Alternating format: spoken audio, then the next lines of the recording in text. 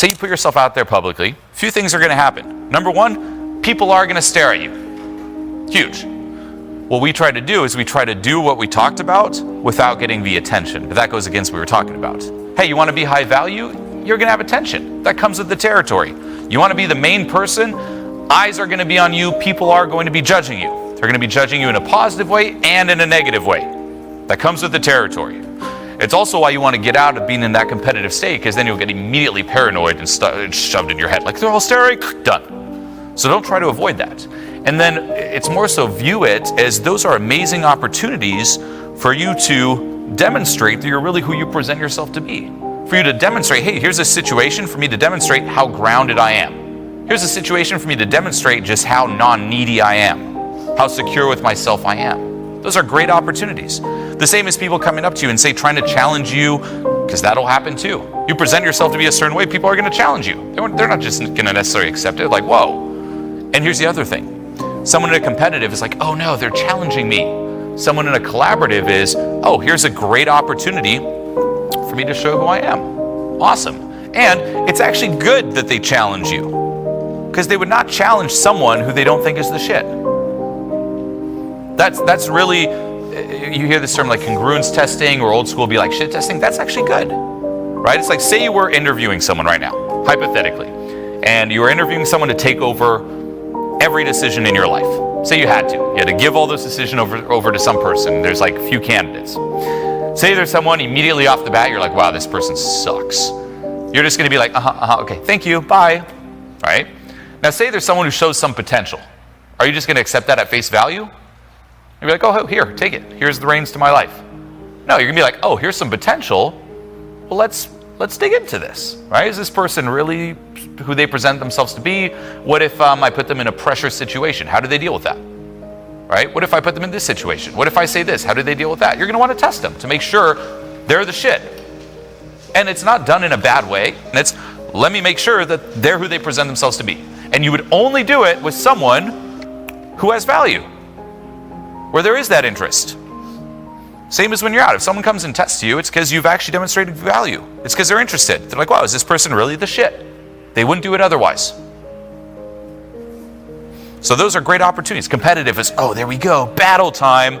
Someone else is like, oh, awesome, yeah, that's me. Right? And that's the best way to also pass the test, is just by remaining you, right? Versus having this go-to comeback. Because guess what?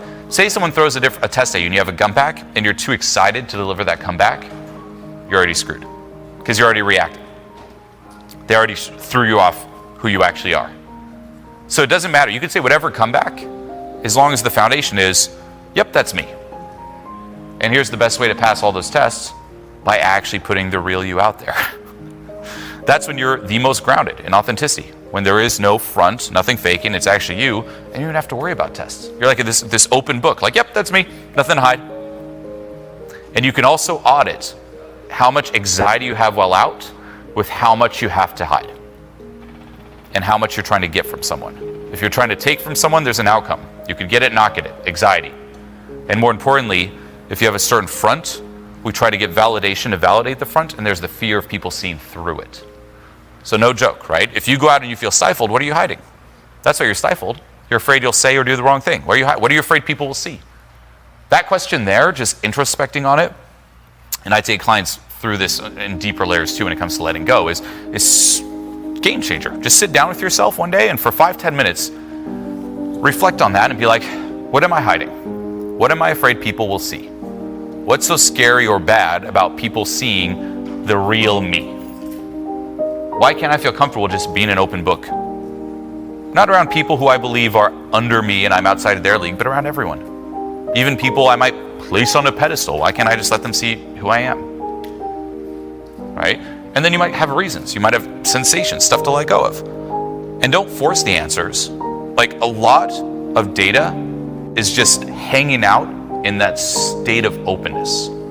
So don't rush the answer. Be like, what am I hiding? And then don't let your mind say, I don't know. Just stay there. 10 minutes and see what comes up. More often than not, write it down. It's gold.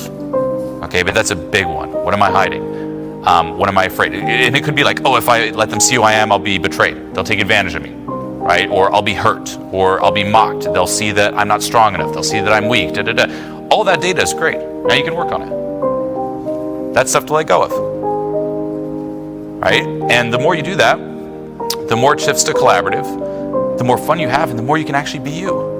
And let's take it even step deeper and further when it comes to this whole collaborative competitive. Say you're competitive and you actually win in the competitiveness. That follows you. That follows you into your relationships, your friendships, business connections, you name it. And you're still always going to be competing. You'll never be actually able to relax and be you.